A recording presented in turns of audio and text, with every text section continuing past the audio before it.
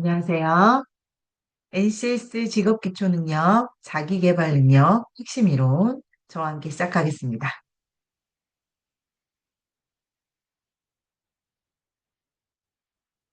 자기계발 능력의 학습 목표부터 여러분들께 설명을 드릴 건데요. 일반 목표와 세부 목표가 있습니다. 자, 일반 목표, 일터에서 직업인으로서 자신의 능력, 적성, 특성 등의 이해를 기초로 자기 발전 목표를 스스로 수립하고 성취해 나가는 능력을 기른다. 세부 목표 1번 자기 개발의 의미와 중요성을 설명할 수 있다. 2번 자기 개발의 방법과 이와 관련된 장애 요인을 해결할 수 있다. 3번 자기 개발 계획과 전략을 수립할 수 있다. 입니다. 자, 자기 개발 능력의 의미와 중요성을 정리해서 설명드리도록 하겠습니다. 자기계발 능력은 직업인으로서 자신의 능력과 적성, 특성 등을 이해하고 목표 성취를 위해 스스로 관리하며 개발해 나가는 능력을 의미한다. 직업인들에게 변화하는 환경에 적응하고 직업 생활에서 높은 업무 수행 성과를 내며 자신의 경력을 관리하기 위하여 자신의 능력, 적성, 특성 등을 이해하고 목표 성취를 위해 스스로 관리하며 개발해 나가는 능력의 함양은 필수적이며 매우 중요하게 여겨지고 있다입니다. 자, 여러분들께서 이제 직업인이 되셔서 내가 원하는 공사 또는 공공기관에 이제 입사를 하셔서 일을 하게 되시면요. 내가 하는 업무에 대한 부분들도 잘 하셔야 하지만 그 업무를 잘 해 나가기 위해서 내 스스로를 잘 관리하며 개발하는 능력이 필요한데요. 바로 그런 능력을 자기계발 능력이라고 이야기를 합니다. 자기계발 능력을 하기 위해서는 어떤 특징이 있고 이 자기계발 능력이 왜 필요한지에 대한 부분을 여러분들에게 설명드리도록 하겠습니다. 자기계발 능력의 필요성과 특징에 대한 부분을 설명드릴 텐데요. 제일 첫 번째 자기계발 능력의 필요성은 지금 환경이 어마어마하게 빠르게 변화무쌍하게 변화하고 있잖아요. 그렇기 때문에 변화하는 환경에 적응하기 위해서 그리고 업무 성과를 향상시키기 위해서 그리고 주변 사람들과 긍정적인 인간관계를 형성하기 위해서 자신이 달성하고자 하는 목표를 성취하기 위해서 마지막으로는 개인적으로 보람된 삶을 살기 위한 목적으로 자기 개발이 필요하다라고 얘기하고 있습니다. 더불어서 이런 자기 개발 능력이 가지고 있는 특징은요. 일단 제일 첫 번째, 자신을 이해하는 것입니다. 그리고 두 번째, 개별적인 과정이기 때문에 자신에게 적합한 목표와 자기 개발 전략 또는 방법을 선정하는 것이 중요하고요. 단기간이 아닌 평생에 걸쳐서 이루어지는 과정이기 때문에 이와 관련하여 이루어지는 활동입니다. 생활 가운데 이루어져야 하는 것이기 때문에 그리고 모든 사람들이 해야 하는 것이기도 합니다. 자기 개발이 가지고 있는 특징이 되게 다양하죠. 여기에서 저는 어떤 게 기억에 남냐면 단기간이 아닌 평생에 걸쳐서 이루어지는 활동이라고 하는 것이 가장 기억에 남습니다. 여러분들께서 내 스스로에 대한 개발을 좀 어떻게 하실지에 대한 것도 고민해 보시면 좋으실 것 같고, 이 자기개발 능력이라고 하는 게 시험에 나왔을 땐 좀 어떻게 문제가 되고 풀까라고 하는 것도 궁금하시죠?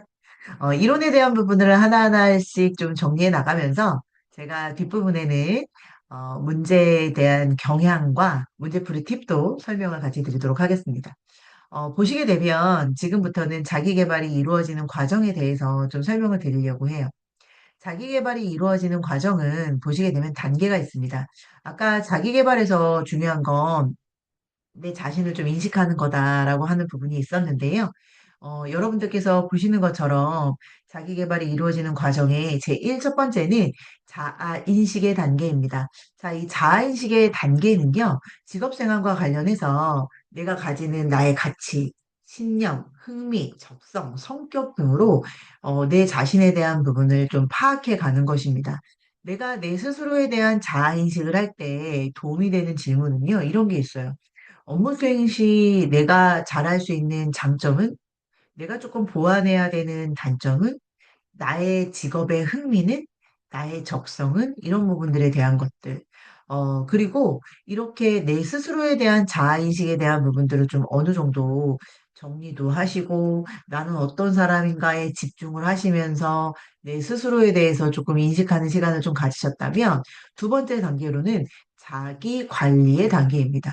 자, 이 자기 관리 단계는요, 자신을 이해하고 내가 이해한 부분을 바탕으로 해서 내가 세우는 목표에 대한 부분을 성취하기 위해 내 스스로가 어떤 행동을 해야 하는지, 그리고 업무 수행 과정에서는 어떤 부분들을 좀 관리하고 조정해야 하는지, 이런 부분에 대한 것들을 여러분들 스스로가 관리해주는 단계입니다. 그래서 두 번째 단계는 자기 관리의 단계이고요. 이 자기 관리 단계에서 도움이 되는 질문의 예시는요. 나의 업무에서 생산성과 대인관계 향상을 할 수 있는 방법은 어떤 게 있을까? 자기 관리 계획은 좀 어떻게 수립하면 좋을까? 이런 부분에 대한 것들이 도움이 되는 질문으로 나와 있습니다. 자기 관리의 단계를 거치시게 되면요. 마지막 세 번째 단계는 어떤 단계예요? 경력 개발의 단계입니다.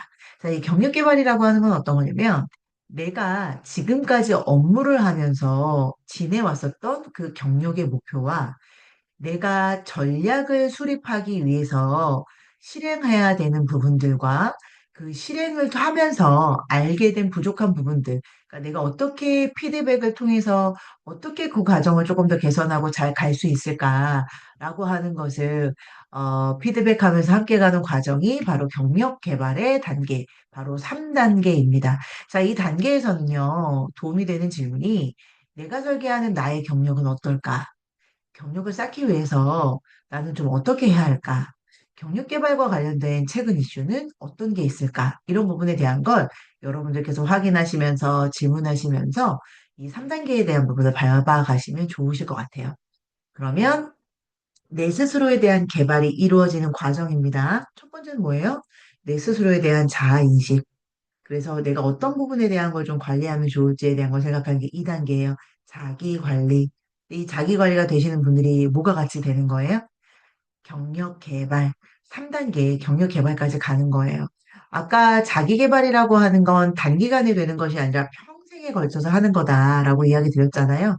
그렇기 때문에 여러분들도 직장 생활을 물론 짧게 하시는 분들도 계시지만 대체적으로 직장 생활은 여러분들이 뭐 1년, 2년 단기간에 끝나시는 분들도 계실 수도 있겠지만 그중에는 대체적으로는 한 직장에 들어가서 10년, 20년, 30년 이렇게 근속하시는 분들도 되게 많고 또는 내가 다른 직장으로 이직을 해서 직장이나 조직이 달라지기는 하지만 어떤 거죠?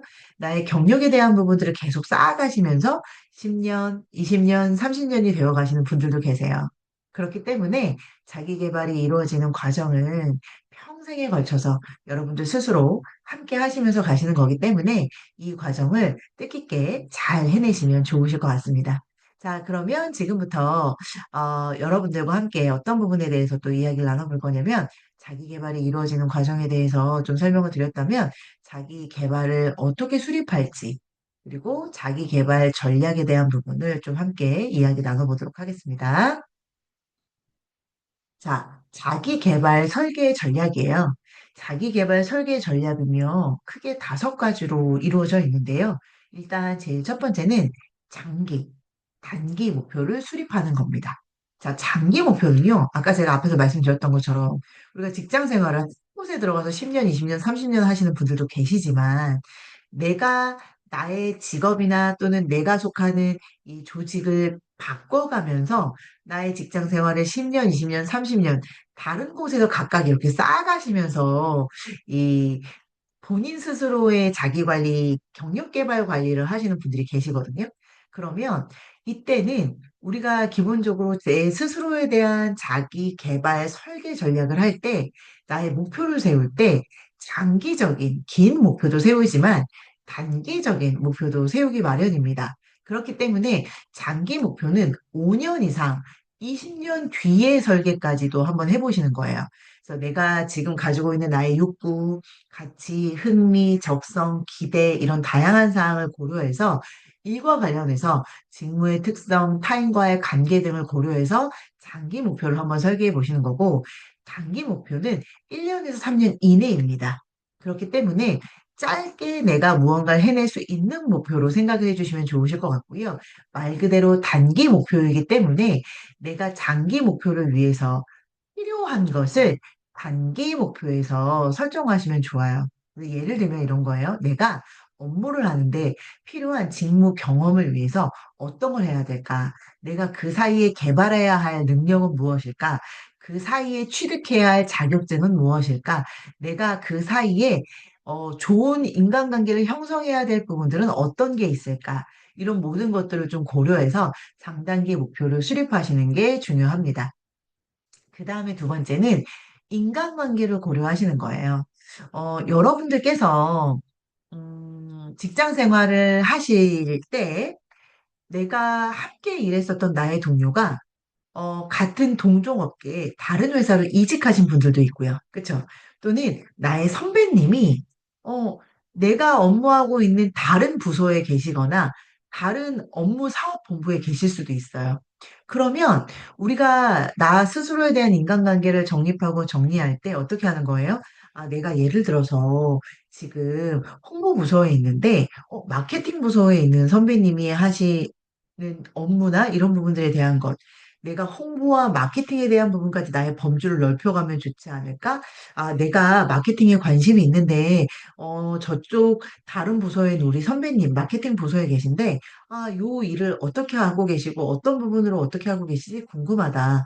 이런 부분들을 아실 때, 또는 뭔가 내가 지원받고 싶거나, 뭔가 질문에 대한 부분들을 좀 드리면서 조언을 구하고 싶을 때, 그때 여러분들의 다양한 인간관계가 이 안에서도 나에게 좋은 시너지를 가지고 오는 요소로 형성될 수가 있습니다. 그렇기 때문에 인간관계에 대한 부분들을 좀 고려하시면서 자기 개발에 대한 설계도 이 전략 세우실 때 고려하시면 좋은 요소이다라는 이야기를 좀 드리고요. 그 다음에 세 번째 고려해야 될 요소는 현재 내가 하고 있는 직무에 대한 부분들을 고려하셔야 합니다. 예를 들어서 직무를 담당하는 데 필요한 나의 능력과 자신의 수준, 그러니까 나의 수준, 개발해야 할 능력, 그리고 관련된 적성을 모두 다 고려해서 여러분들께서 어떻게 내 스스로에 대한 자기 개발을 설계해야 하지? 라고 하는 것들을 생각해 주시면 좋으실 것 같아요. 그 다음에 네 번째는 구체적인 방법으로 계획을 하시는 겁니다. 자, 구체적인 방법으로 계획을 하실 때는 자신이 수행해야 될 개발 계획 방법을 명확하게 하고요. 구체적으로 수립하면서 효율적으로 노력해야 되는 부분들, 그리고 진행 과정에 대한 부분들도 좀 쉽게 파악할 수 있도록 해주시는 부분들이 좀 필요합니다. 그렇기 때문에 구체적인 방법으로 좀 어떻게 이것들을 여러분들께서 진행할 수 있을까라고 하는 부분들을 확인해 주시면 좋으실 것 같고요. 마지막으로는 자신을 브랜드화하는 것입니다. 그래서 나를 브랜드화 한다라고 하는 것은 단순히 자신을 알리는 것을 넘어서요. 자신과 다른 사람을 좀 차별화할 수 있는 특징일 수도 있고요. 또는 내 스스로에 대한 부분들을 좀 부각시키기 위해서 지속적인 자기 개발을 하면서 알리는 부분이실 수 있습니다. 뭐 예를 들어 볼게요. 혹시 우리 여러분들 충주맨 아실지 모르겠어요. 그쵸? 그러니까 아시나요?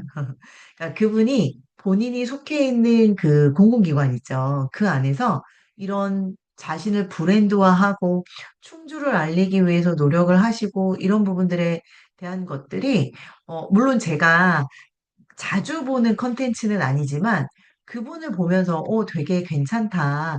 본인이 이렇게 하시는 부분들에 대한 충주를 알리고 PR하고 하는 부분들에 대한 걸 정말 진정성 있게 하시구나라고 하는 생각을 했거든요. 물론 처음에는 이제 이 공공기관에 대한 부분들을 알리고자 하는 좋은 취지로 시작을 하셨고 그 좋은 취지가 알려져서 그분 스스로에 대한 브랜드까지 알려지게 된 좋은 기회가 된 게 아닌가라는 생각이 좀 듭니다. 자, 그래서 제가 예시로 잠깐 들어드리기는 했지만요. 그런 부분들에 대한 것들을 좀 고려하셔서 자기 개발에 대한 설계 전략을 좀 세우시면 좋으실 것 같고요. 그 다음에 두 번째로는 자기 개발 수립이 어려운 이유에 대해서 좀 설명드리도록 하겠습니다. 내가 자기 개발에 대한 부분들을 설계해서 전략도 세우고 목표도 세우고 쭉 함께 하고 싶은데 사실은 전략도 세우고 목표도 세우는 부분들까지는 있어요. 그런데 이걸 내가 수립해서 하려고 무언가를 한다면 많은 어려움에 부딪히게 되시는 분들이 꽤 많으시더라고요. 왜 그럴까라고 하는 부분들을 좀 생각하시면서 보시면 돼요. 일단 첫 번째는 자기 정보의 부족입니다. 자기 정보의 부족은 어떤 거예요? 자기 흥미, 장점, 가치, 내 스스로에 대한 라이프 스타일, 뭐 이런 부분들에 대한 걸 충분히 탐색하지 못한 거예요. 두 번째는 내부 작업 정보 부족입니다. 회사 내 경력 기회나 또는 직무 가능성에 대해서 충분히 내가 알지 못했기 때문에 이런 경력 개발 수립이 좀 어려운 경우도 있어요. 세 번째는 외부 작업 정보 부족입니다. 다른 직업이나 회사 밖의 기대에 대해서 충분히 알지 못하기 때문에 계획 수립이 어려운 경우가 있고요. 네 번째는 의사결정 시 자신감의 부족입니다. 자기계발과 관련된 결정을 내릴 때 내 스스로가 자신감이 부족하다 보니까 자기 개발 계획에 소극적이신 분들이 있으실 수 있어요. 그래서 이런 부분들이 좀 어려울 수 있다라고 이야기 드릴 수 있고요. 그다음에 일상생활의 요구사항.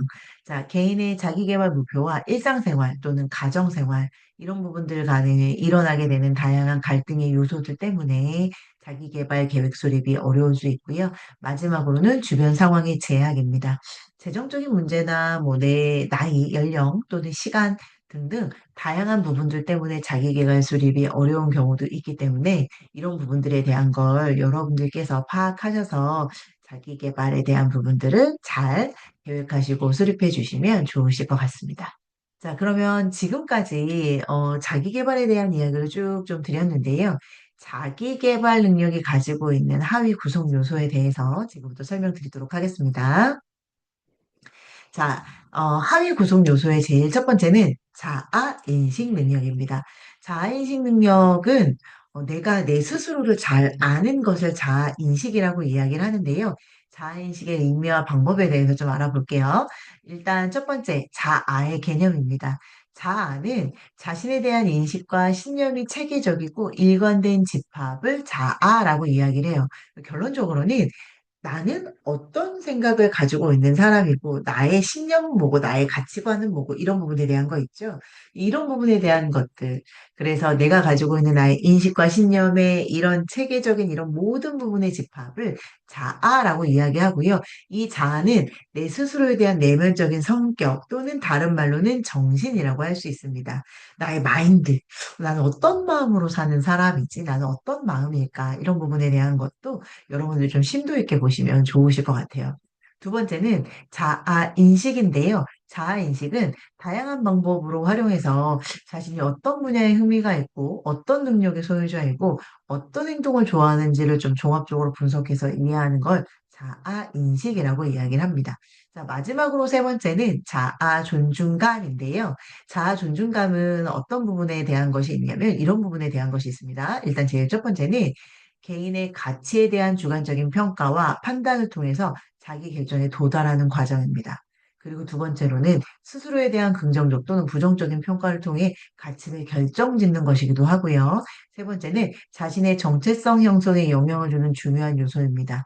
마지막으로는 타인에게 영향을 받으며 환경에 적응할 수 있도록 도움을 주어 긍정적인 자아가 형성되는 것이 바로 자아 존중감입니다. 내가 내 스스로를 존중하는 마음을 가졌을 때 여러분들 스스로가 어떤 거예요? 긍정적인 자아 형성에 많은 도움이 된다라고 하는 걸 꼭 기억해 주시면 좋으실 것 같아요. 자, 그러면 우리 여러분들과 함께 지금 이 자아 인식 능력에 대한 부분을 같이 확인을 하고 있는데요.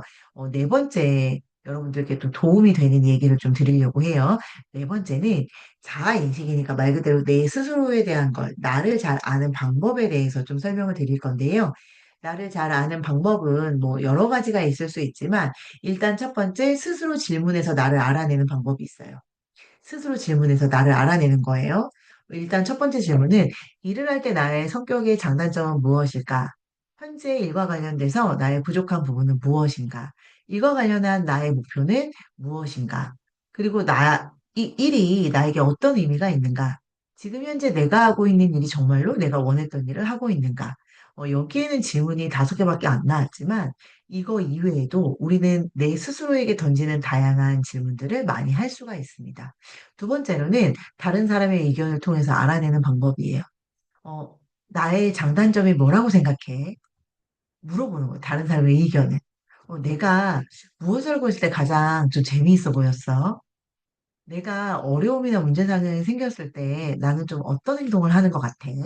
이런 부분들에 대한 것들을 여러분들이 다른 사람에게 물어보면서 정말 친한 분들 또는 나에 대해서 잘 아는 분들, 객관적인 시각으로 나를 좀 얘기해 주실 수 있는 친분을 가지고 계신 분들과 이 얘기를 나눠보시는 것도 상당히 좋은 방법입니다. 마지막으로는 표준화된 검사 도구를 통해서 알아내는 방법이에요. 제가 여기 밑에다가 여러분들에게 도움이 되는 다양한 이 표준화된 검사 도구를 할 수 있는 부분들을 넣어놨습니다. 커리어넷, 워크넷, 한국행동과학연구소, 그리고 한국심리검사연구소, 한국적성연구소, 중앙적성연구소, 한국사회적성개발원 등등 있는데요. 이렇게 각각 다양한 연구소에서 다양한 표준화된 검사들을 하고 있어요. 물론 이 표준화된 검사를 무료로 해주는 사이트도 있고요. 또는 이 소정의 금액을 여러분들께서 내시고 검사를 진행하셔야 되는 곳들도 있습니다. 내가 어떤 검사를 좀 받아보고 싶은지에 대한 부분들도 확인하시고 좋은 검사를 통해서 내 스스로를 또 심도 있게 아시는 시간이 또 되시면 좋을 것 같습니다. 어, 그 다음에 이제 여러분들께 조금 연결해서 설명드릴 내용은 어떤 거냐면, 나를 조금 이렇게 좀 알았다라고 하신다면, 이와 관련된 나는 좀 어떤 특성을 가지고 있는 사람인가라고 하는 것도 한번 확인해 보시면 좋을 것 같아요. 흥미는 일에 관심이나 재미를 의미하는 것을 우리가 흥미라고 이야기를 하고요. 적성은 개인이 잠재적으로 가지고 있는 재능과 개인이 보다 쉽게 잘할 수 있는 주어진 학습 능력을 의미합니다. 경험을 통해서 자신의 흥미나 적성을 발견하고 이를 적극적으로 개발하려고 하는 노력이 필요한데요. 상황과 업무에 맞춰 흥미나 적성을 개발하는 노력이 정말 중요하고 일터에서의 조직 문화 또는 조직 풍토를 잘 이해할 수 있어야 일에 잘 적응하고 흥미를 높이고 적성을 개발할 수 있습니다. 더불어서 나를 잘 아는 다양한 요소들에 대한 이야기를 좀 드렸는데요. 이것과 함께 또 나를 잘 알려면 반성이라고 하는 부분에 대한 의미도 같이 설명드려야 할 것 같아요. 자, 이 반성이라고 하는 것을 우리가 또 다른 말로 가장 얘기를 많이 하는 게 바로 성찰이라고 하는 겁니다. 나를 들여다보는 거예요. 그래서 다른 일을 하는데 필요한 노하우를 좀 축적한다든지 지속적인 성장의 기회를 제공한다거나 신뢰감 형성의 원천이 되기도 하고요. 창의적인 사고 능력을 좀 개발할 수 있는 기회를 제공하기도 하는 것이 바로 이 성찰, 나를 들여다보는 것입니다. 그러니까 나를 잘 들여다보기 위해서는 다양한 방법이 있는데 제일 첫 번째는 성찰 노트를 작성하시는 겁니다. 성찰 노트는 잘했던 일과 잘못했던 일들도 생각해 보고요. 개선점들도 여러분들께서 한번 생각을 해 보시면서 메모도 작성해 보시면서 노트를 작성해 보시는 거예요. 그리고 두 번째로는 끊임없이 나한테 질문을 하는 거예요. 내가 내 스스로한테 질문을 던지고 그 질문에 대한 걸 답하면서 내가 알지 못했던 다른 부분들을 알게 되는 관점이 넓어지고 그리고 사고의 확장이 오는 시간이 되기도 하거든요. 그렇기 때문에 끊임없이 질문을 해보시는데 뭐 예를 들면 지금 일이 차질 없이 진행되거나 그렇지 않은 이유는 무엇일까? 이 상태를 변화시키거나 혹은 유지하기 위해서 해야 할 일은 무엇인가? 이번 일 중 다르게 수행하면 더 좋은 성과를 낼 방법은 또 어떤 게 있을까? 이런 부분에 대한 걸 여러분들께서 생각해 보시면 어떨까 싶습니다. 자, 그러면 여러분들과 함께 지금부터는 두 번째 하위 요소를 살펴볼 건데요. 두 번째 하위 요소는 자기 관리 능력입니다. 자, 이 자기 관리 능력, 자신을 이해하고 목표를 성취하기 위해 자신의 행동 및 업무 수행을 관리하고 조정하는 것이고요. 자기 관리 능력은 이러한 자기 관리를 원활하게 수행할 수 있는 능력을 의미한다라고 합니다. 그렇기 때문에 이렇게 자기 관리 능력은 기본적으로 단계별로 여러분들이 계획을 세우고 수립할 수가 있는데요. 이 자기관리 능력의 계획 수립은 크게 1단계부터 5단계까지 있습니다. 일단 1단계는 비전 및 목적을 정립하는 단계인데요. 이 단계 같은 경우에는 자신에게 가장 중요한 것을 파악하는 거예요. 나의 가치관, 원칙, 삶의 목적, 나의 삶의 의미, 이런 부분들을 좀 성찰해 보시면서 비전과 목적을 정립해 보시는 거고, 비전과 목적을 정립하기 위한 질문은 이런 것들이 있습니다. 나에게 가장 중요한 것은 무엇인가? 나의 가치관 혹은 내가 생각하는 의미 있는 삶은 무엇인가? 내가 살아가는 원칙은 무엇인가? 내 삶의 목적은 어디에 있는가? 이런 부분들에 대한 걸 내 스스로에게 질문을 던지고 답을 하면서 여러분들 스스로가 비전과 목표를 정립하기 위해서 함께 가는 것이다라고 이야기 드릴 수 있습니다. 두 번째 단계는 과제를 발견하는 단계인데요. 나에게 현재 주어진 역할과 능력에 대한 부분을 파악하시고 역할에 따른 활동과 목표에 대한 부분, 그리고 그 부분에 따른 우선순위를 설정하시는 것입니다. 이 과제 발견을 위한 질문은요. 현재 주어진 역할이나 능력은 무엇인가? 나에게. 그리고 상충되는 역할은 없나? 또는 변화해야 할 것은 없는가? 이런 부분들을 확인해 보시는 겁니다. 3단계는 일정을 수립하는 단계인데요. 일정 수립은 하루로 수립하셔도 되고, 주간, 월간, 뭐 이렇게 다양하게 여러분들께서 일정을 계획하고 수립하시는 방법이 있습니다. 우선순위에 따라서 구체적으로 일정을 수립하시는 게 가장 중요하고요. 월간 계획, 주간 계획, 하루 계획 순으로 점점 좁혀가시면서 세분화하시고, 월간 계획은 장기적인 관점에서 계획하고 준비하시면서 작성하시고, 주간 계획은 우선순위가 높은 일들 먼저 하도록 계획하시고, 하루 계획은 자세하게 시간 단위별로 쪼개서 여러분들께서 작성해 주시면 좋겠습니다. 네 번째 단계는 수행의 단계인데요. 이 수행의 단계는 수행과 관련된 요소를 분석하시고 수행 방법을 찾으시는 거예요. 수행과 관련된 요인들은 다양한데요. 내가 이 수행과 관련돼서 질문할 수 있는 것은 지금 내가 하려는 일은 무슨 일인가? 무엇인가? 일에 영향을 미치는 요소와 이를 관리하기 위한 방법은 무엇인가? 이런 부분들에 대한 것도 이제 질문 던져보시는 거고, 마지막으로는 반성과 피드백입니다. 수행 결과를 분석하시고 피드백을 해주시는 마지막 단계인데요. 이 마지막 단계 같은 경우에는 수행 결과 분석, 그리고 이 분석된 결과를 통해서 피드백해서 다음 수행에 반영을 하는 것입니다. 그래서 어떤 목표를 성취하였나? 일을 수행하는 동안 어떤 문제에 직면하였나? 어떻게 결정을 내리고 행동하겠는가, 우선순위 일정에 따라 계획적으로 수행하였는가 등등 여러분들께서 스스로에게 질문을 던지시고 체크하시면서 여러분들의 이 단계별로 자기관리 능력에 대한 계획을 수립하시면 좋겠습니다. 그래서 아까 이야기 드렸던 것처럼 1단계 비전 및 목적 정립, 2단계 과제 발견, 그리고 3단계는 일정 수립, 4단계는 수행, 5단계는 반성과 피드백입니다. 설명은 아까 앞에서 한꺼번에 드렸기 때문에 설명해 드린 내용과 함께 여러분들이 이론에 대한 부분들을 보시면서 다시 한번 쭉 확인을 해 보신다라고 한다면 정리가 쫙 되시면서, 아, 내가 기본적으로 이렇게 자기관리 능력에서 단계별 수립을 할 때는 1단계 비전 및 목표를 정립하고 2단계 과제를 발견하고 3단계 일정을 수립하며 4단계 수행과 5단계 반성 및 피드백을 통해서 하는 거구나라고 하는 걸 확인해 주시면 됩니다.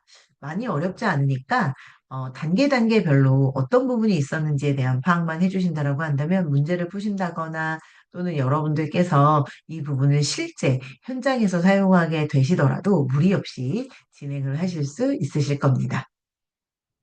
자, 그 다음에 여러분들께 설명드릴 부분은 합리적인 의사결정 방법입니다. 합리적인 의사결정을 하기 위해서는 자신의 목표에 대한 대안을 찾아보고 가장 실행 가능성이 높은 방법을 선택해서 행동하는 것이 바로 어떤 거예요? 합리적인 의사결정을 위한 것입니다. 합리적인 의사결정을 위한 절차는요, 첫 번째, 의사결정에 앞서서 발생한 문제가 어떤 원인에 의한 것인지, 문제의 특성이나 유형은 무엇인지 파악을 하는 것이고요. 두 번째는 의사결정의 기준과 가중치를 정하는 것입니다. 세 번째는 의사결정에 필요한 정보를 수집하고, 네 번째는 의사결정을 하기 위해 가능한 모든 대안을 찾는 것입니다. 다섯 번째는 대안들에 앞서 수집한 자료에 기초해서 의사결정 기준에 따라 장단점을 분석하고 평가하는 것이고요. 최적의 안을 선택하거나 결정하고 마지막으로 의사결정을 내리면 결과를 분석한 다음에 더 좋은 의사결정을 내리기 위해 피드백을 하게 됩니다. 자, 이러한 일련의 이 합리적인 의사결정의 절차를 거치게 된다라고 한다면 여러분들께서 합리적인 의사결정을 하실 수 있는 절차에 대한 부분들을 확인하셨다라고 봐주시면 좋으실 것 같아요.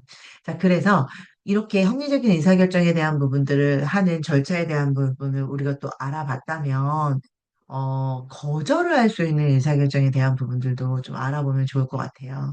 그래서 지금부터는 거절의 의사결정과 거절하기에 대한 부분을 좀 설명을 드리려고 해요. 우리는 사람들과 함께 관계 관리하고 업무하면서 어떤 거예요? 거절을 못해서 손해를 봤었던 경험 혹시 있으실까요? 거절로 발생한 문제들과 또는 자신이 거절하지 못해서 수락했을 때의 기회비용을 잘 따져보고요. 거절하기로 만약에 결정하였다면 이를 추진할 수 있는 의지가 필요합니다. 거절도 뭐예요? 용기가 필요하고요. 여러분들이 거절할 때 어떤 부분을 좀 확인해야 하는지 거절의 의사결정을 위한 유의사항을 한번 확인해 보겠습니다. 상대방의 말을 들을 때에는 주의해서 귀를 기울여서 문제의 본질을 잘 파악해 주시고요. 거절의 의사결정은 빠를수록 좋습니다. 오래 지체될수록 상대방은 긍정의 대답을 기대하게 되고 여러분들이 거절하기는 더욱더 어려워집니다. 그렇기 때문에 거절할 때는 분명한 이유가 필요하고요. 거절할 때는 꼭 대안에 대한 부분이 있으시다라고 한다면 그것도 같이 제시해 주시면 좋겠다라는 이야기를 좀 드려보겠습니다. 자, 그리고 의사결정을 할 때 우리가 합리적이고 좋은 의사결정을 하면 좋지만 의사결정을 할 때도 오류가 생길 수 있습니다. 그래서 의사결정의 오류에 대한 부분을 좀 설명드리고 갈게요. 참고로 이 의사결정의 오류에 대한 부분은 여러분들께서 이제 NCS 문제가 출제될 때 정말 빈번하게 출제가 되는 부분이니까요. 잘 들으시고 함께 해주시면 좋으실 것 같아요. 자, 여기 보시게 되면 의사결정에 오류가 나는 여러 가지 것들이 있는데요. 여기에서 제일 첫 번째는 숭배에 의한 논준입니다. 다른 말로는 동굴의 우상이라고 부르기도 하는데요. 숭배에 의한 논증이라고 하는 것은 어떤 거냐면 권위 있는 전문가의 말을 따르는 것이 옳다는 의사결정은 일반적으로 옳을 수는 있지만 고정 행동 유형으로 따라가는 것일 수 있습니다. 그렇기 때문에 옳지 않은 걸 옳은 것처럼 따라가게 될 수도 있어요. 그래서 숭배에 의한 논증이라고 하는 오류가 생길 수 있다라고 이야기 드립니다. 두 번째는 상호성의 법칙입니다. 이 상호성의 법칙은 상호의 호의로 인한 부담으로 인해 부당한 요구를 거절하지 못하는 것. 그래서 여러분들이 부당한데 거절하지 못해. 상대방이 너무 호의적이어서. 이렇게 된 것도 어떤 거예요? 제대로 된 의사결정이 아니겠죠. 그래서 상호성의 법칙도 의사결정의 오류일 수 있습니다. 세 번째는 사회적 증거의 법칙이라고 하는 건데요. 많은 사람들의 행동을 무의식적으로 그냥 맹목적으로 따라가는 거예요. 이것도 의사결정의 오류이고요. 네 번째는 호감의 법칙입니다. 자, 호감의 법칙은 자신에게 호감을 주는 상대의 권위에 무의식적으로 따라가게 되는 건데요. 그 사람이 호감이라고 해서 내가 무의식적으로 그 사람의 편을 들거나 따라가면 될까요? 안 될까요? 안 되겠죠. 그래서 이것도 의사결정의 오류입니다. 자, 권위의 법칙입니다. 권위의 맹종에서 따라가는 것. 이것도 의사결정의 오류이고요. 마지막으로는 희귀성의 법칙입니다.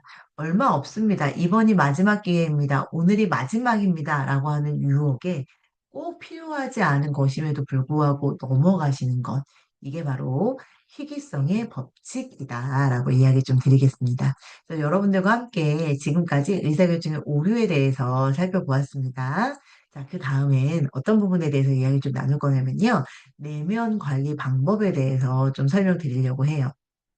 자, 내면을 관리하는 방법은 다양하겠지만 지금 NCS에서 이야기하는 것들은요. 지금부터 간단하게 설명을 좀 드릴 건데 내면 관리하는 방법을 크게 두 가지로 얘기하고 있어요. 일단 첫 번째는 인내심 키우기. 자, 그럼 강사님, 인내심을 어떻게 키우나요? 라고 물어보신다면, 일단 내가 무언가 인내를 해야 돼요. 참고, 내가 이것을 어떻게 해야 돼요? 그 과정을 계속 따라가야 하고, 무언가 이루어야 하고 한다면, 내가 무언가 인내하기 위해서 정말 구체적으로 명확한 내가 목표를 분명하게 하는 게 상당히 중요합니다. 그래서 이 목표를 분명하게 하시고 난 다음 이 목표를 향해 가는 길을 내가 잘 갈 수 있게 새로운 시각으로 그 상황을 분석하는 거예요. 뭐 예를 들면 이런 게 있겠죠. 여러분들께서 어, 나는 보고서를 잘 쓰고 싶어. 회사에서 업무를 할 때 회의록이나 보고서를 정말 잘 쓰고 싶어. 라고 하는 게 여러분들의 이제 목표가 됐다. 그러니까 업무적인 목표겠죠. 됐다라고 한다면 사실 회의록이나 또는 여러분들의 이런 그 보고서를 잘 쓰고 싶지만 사실 이 보고서라고 하는 게 회사 양식도 따로 있고, 작성해야 되는 서식이나 스타일도 따로 있고, 그리고 또 내용이 길어야 되고, 짧아야 되고, 이 내용에 대한 분량도 있고, 이러다 보니까 부담스러울 수가 있거든요. 그런데 여러분들이 새로운 시각으로 봐주시는 거예요. 그래, 보고서나 회의록이 잘 정리되어 있고, 내가 이 보고서 스킬을 잘 쓰는 방법에 대한 부분들을 알게 된다라고 한다면, 내가 지금은 보고서 쓰는 게 조금 미약하고 부족한 부분이 많지만, 향후에는 보고서의 여왕이 되겠어. 또는 보고서의 뭐 일잘러가 보고서계의 일잘러가 되겠어. 이런다라고 한다면, 여러분이 힘든 보고서를 잘 쓸 수 있는 능력을 계속 갖춤으로써 여러분들은 프로 일잘러로 거듭날 수 있는 긍정적인 시각과 새로운 상황으로 분석해서 보실 수 있다라는 거죠. 두 번째는 긍정적인 마음가짐입니다. 이제 인내를 목표를 통해서 좀 어느 정도 키우셨다면 내 스스로에 대한 긍정적인 마음을 가지시는 건데요. 긍정적인 마음을 갖기 위해서 제일 첫 번째는 먼저 자신을 긍정하기입니다. 자신을 긍정하기 위해서 가장 좋은 방법 중에 하나가 또 어떤 게 있냐면, 긍정 확언이라는 거예요. 예를 들어서 내가 내 스스로한테 얘기해 주는 거예요. 어떻게 해요? 나는 나를 믿는다. 예를 든 거예요. 나는 나를 믿는다라고 내가 내 스스로에게 먼저 자신을 긍정해 주는 거예요. 그러면 자신의 능력과 가치를 신뢰하고 있다는 그대로의 자신을 받아들여서 더 건강한 자아상으로 확립될 수 있습니다. 내가 내 스스로의 자신을 믿기 때문에 여러분들에게도 어떤 거예요? 긍정적인 자아상이 될 수 있다라는 거죠. 자, 업무 수행의 영향 요인과 성과 방법에 대해서 알려드릴 거예요. 그렇게 아까도 이야기 드렸었던 것처럼 내면을 키우는 방법 두 개, 인내심과 긍정적인 마음가짐이에요. 근데 이걸 여러분들이 장착했다면 이제부터 어떤 걸 할 거예요? 방금 얘기 드렸던 업무 수행의 영향 요인과 성과 향상 방법이에요. 어떤 거냐? 회사라고 하는 곳은 개인이 성과를 창출하고 그 성과를 내기 위해 있는 곳이잖아요. 그렇기 때문에 여러분들이 내면을 어느 정도 잘 키우셨다라고 한다면 이게 뭐하고 연결돼요? 나의 업무 또는 성과 향상과 연결될 수 있다라고 합니다. 그래서 업무 수행에 영향을 미치는 요인이 있어요. 1번, 시간이나 물질과 같은 자원. 2번, 업무의 지침. 3번, 개인의 능력, 지식 또는 기술 포함입니다. 마지막 네 번째는 상사 및 동료의 지원이에요. 이게 바로 업무 수행에 영향을 주는 요인이에요. 자, 업무 수행 성과를 높이기 위한 전략이에요. 자, 그럼 이런 요인들이 있는데 내가 그럼 업무 수행 성과를 높이기 위해서 어떻게 하면 돼? 업무를 일단 일을 미루지 않습니다. 업무를 묶어서 처리하고요. 다른 사람과 다른 방식으로 일을 하고 회사와 팀 업무의 지침을 따릅니다. 역할 모델을 잘 설정해서 업무 수행을 높이기 위해서 여러분들 각자의 이 전략에 대한 부분들을 좀 생각해 주시면 좋으실 것 같습니다. 자, 그러면 그 다음에 이제 여러분들께 마지막으로 알려드릴 하위 요소는 경력 개발 능력입니다. 여기에서 일단 경력이라고 하는 것은요, 일생에 걸쳐서 지속적으로 하게 되는 일과 관련된 경험입니다. 경력이니까요, 일과 관련되어 있다. 직무와 관련된 역할이나 행동뿐만 아니라 영향을 주고받는 환경적인 요소도 포함이 됩니다. 전문적인 일이나 특정 직업에만 한정된 개념은 아니고요. 승진을 추구하는 활동도 아닙니다. 누구든지 일과 관련된 활동을 하고 있으면 경력을 추구하는 것이고요.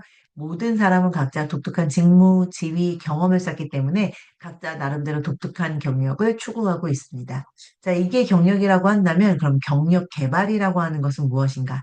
자신과 자신의 주변 환경을 인식하고 분석해서 합당한 경력 관계 목표를 설정하는 과정으로서 경력 계획과 경력 계획을 준비하고 실행하며 피드백하는 경력 관리로 이루어지게 됩니다.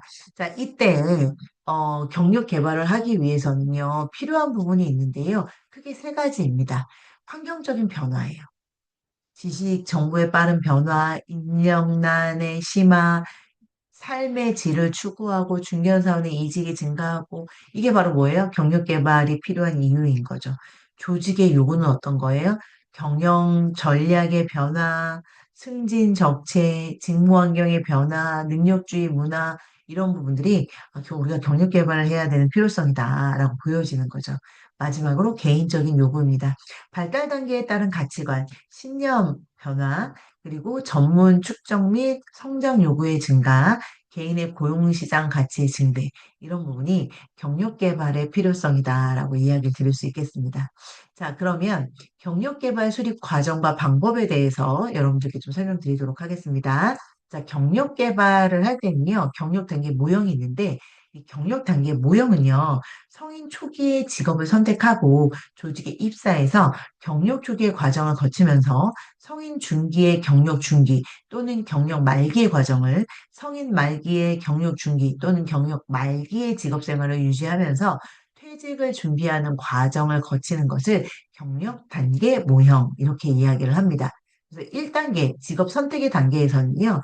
기본적인 나이대가 0세에서 25세 정도로 저희가 이 경력 단계 모형에서는 보고 있고 최대한 여러 직업의 정보를 수집해서 탐색한 후 나에게 적합한 최초의 직업을 선택합니다. 2단계는 조직 입사의 단계인데요. 18세부터 25세입니다. 왜 18세요? 라고 하신다면, 고등학교를 이제 가 졸업하고, 바로 어떤 거예요? 고등학교 졸업하고 대학 안 가고 취직하시는 분들 있잖아요. 그렇기 때문에, 요때 이제 입사 초기, 조직 입사의 단계로 2단계에 해당이 됩니다. 원하는 조직에 입사를 하거나 정확한 정보를 토대로 적성에 맞는 적합한 직무를 선택하는 단계입니다. 자, 3단계는 경력 초기 단계입니다. 25살부터 40세에 해당이 되는데요. 조직의 규칙이나 규범에 대해서 배우고 직업과 조직의 이 적용에 대한 부분들을 좀 생각하면서 하셔야 되는 때가 바로 이 3단계입니다. 이 3단계 때는 역량, 그러니까 지식과 기술과 태도에 대한 부분들을 좀 중대시키고 내가 하고 싶은 꿈에 대한 부분들을 조금 더 추구하려고 하는 단계입니다. 네 번째 단계는 경력 중개 단계인데요. 40대부터 55세 사이의 나이대에 해당하시고 경력 초기를 재평가하고 향상된 꿈으로 조금 수정을 하면서 성인 중개에 적합한 선택을 하고 지속적으로 열심히 일을 하는 부분이 필요합니다. 마지막으로는 경력 말기입니다. 나이대는 55대에서 퇴직까지인데요. 지속적으로 열심히 일하시고요. 자존심을 유지하시고 자세한 계획을 세우며 퇴직 준비 또는 경력 준비에 대한 부분들을 잘 바람직하게 하시는 분들이 많이 계십니다. 그래서 경력 개발 모형은 직업 선택부터 조직 입사, 경력 초기, 증, 경력 중기, 경력 말기까지 여러분들의 이 나이대에 맞춰가지고 여러분들의 경력대에 맞춰서 쭉 경력 단계 모형에 대한 부분들을 좀 확인해보고 준비하는 이 과정이 경력 단계 모형입니다. 자, 그 다음에 여러분들께 알려드릴 건 경력, 단계의 모형을 보셨다고 한다면 경력 개발 계획에 대한 부분을 좀 설명드리려고 하는데요.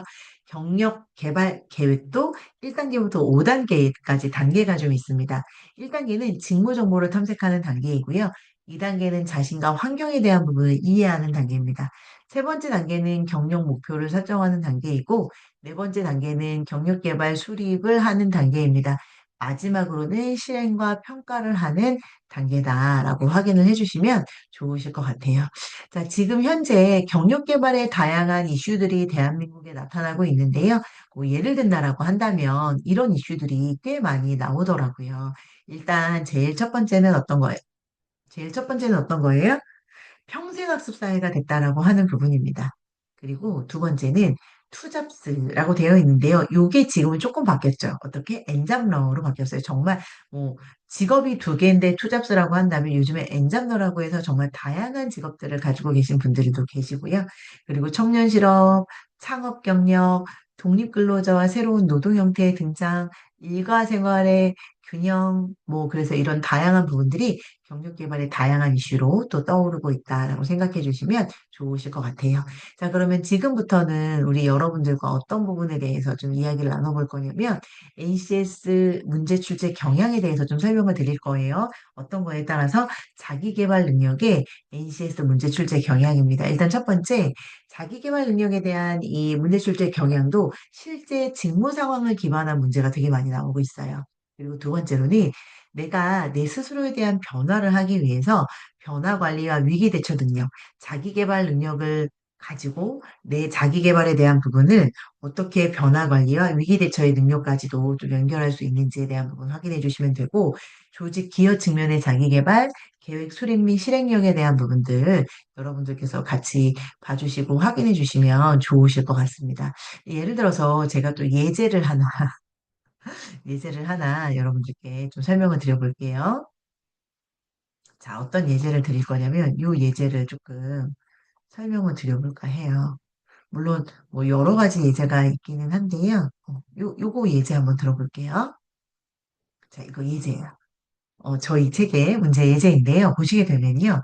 사례가 나와 있어요. 근데 이 사례가 땡땡 공단의 회의의 모습을 나타낸 사례이다. 사례의 상황을 통해서 알 수 있는 의사결정의 오류 중 가장 알맞는 것을 찾는 거예요.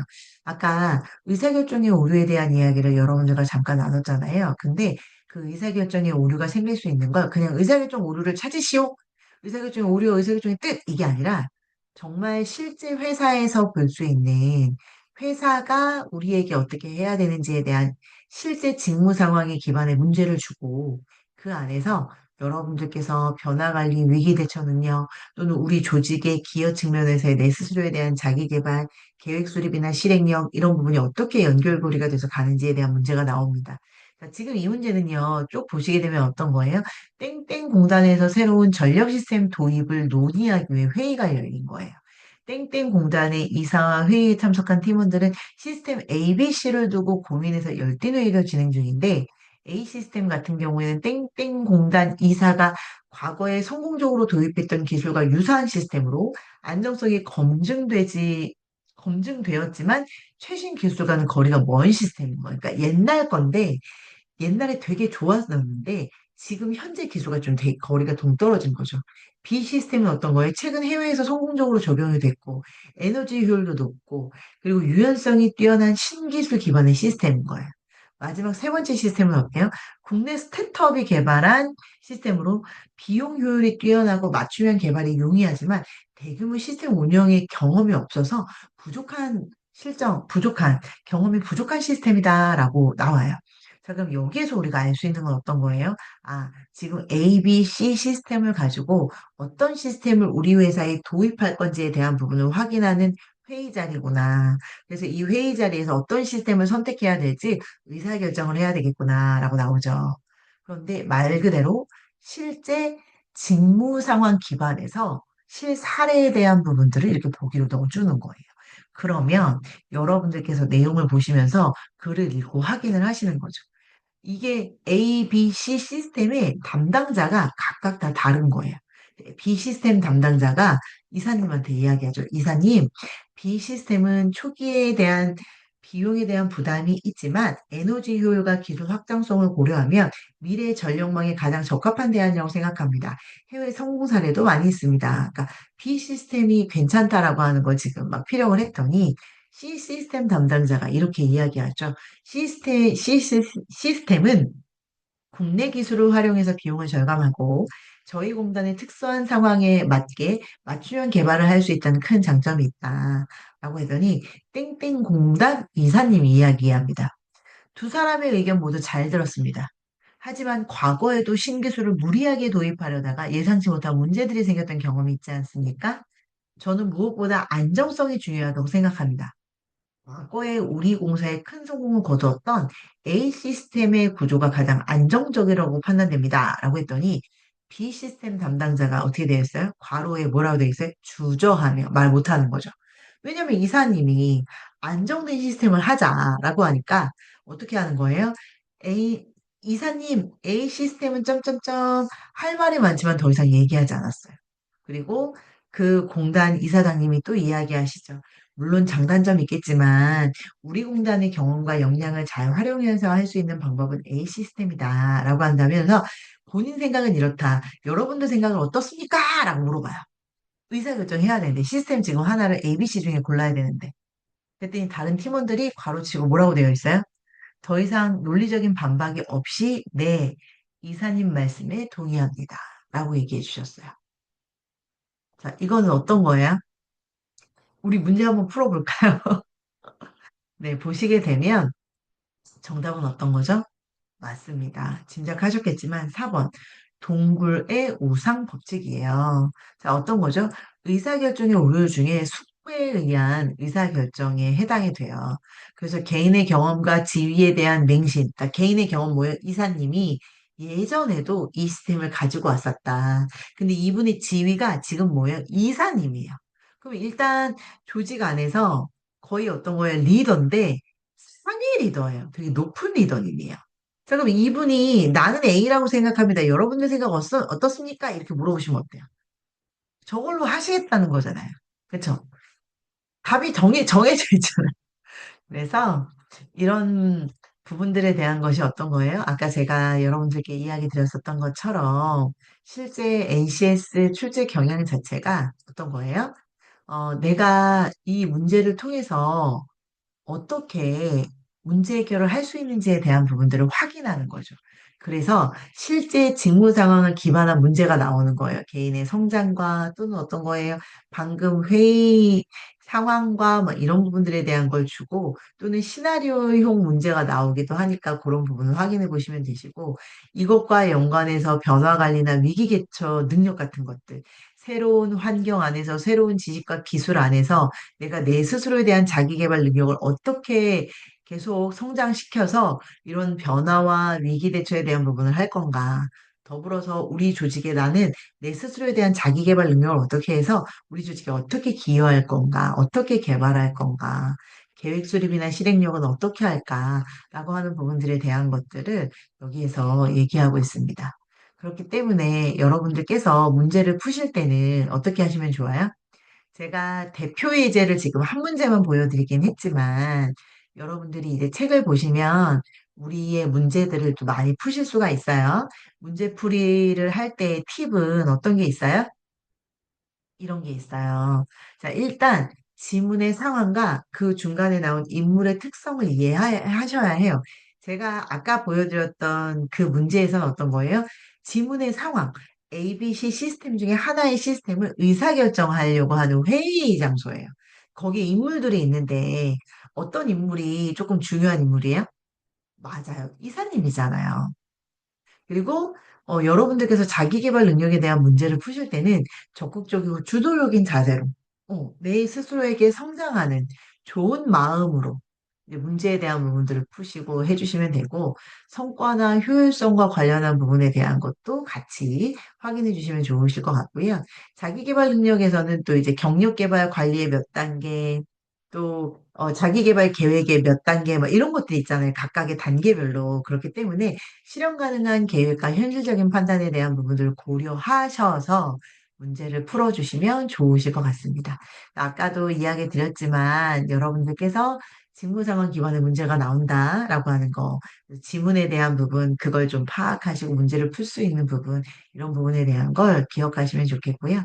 그리고 더불어서 내가 어떤 부분에 대한 걸 또 하고 있는지, 그리고 여러분들께서 하시는 부분들에 대한 거, 이 문제 출제 경향이라든가 또는 문제 요런 문제가 나왔을 때 출제 팁 이런 부분들에 대한 것들을 좀 확인하셔서 문제에 대한 부분들을 잘 파악하시고 자기 개발 능력을 푸실 수 있는 역량을 기르시면 좋으실 것 같습니다. 자, 그래서 우리 여러분들께서 지금 저와 함께 자기 개발에 대한 부분들을 잘 같이 해주셨고요. 자기 개발 능력을 들어주셔서 감사합니다.